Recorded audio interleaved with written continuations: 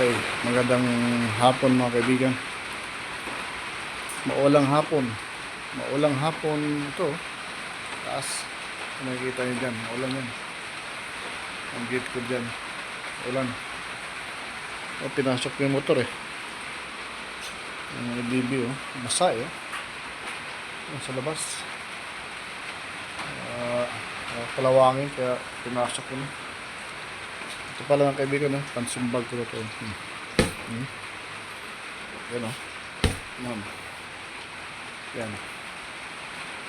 Sino gustong mag-training sa akin, punta lang kayo dito mga kaibigan. Walang bayad. Basta makita ko na may potential. Yan. Ako yung hinahanap ko. Salamat sa panood. Salamat.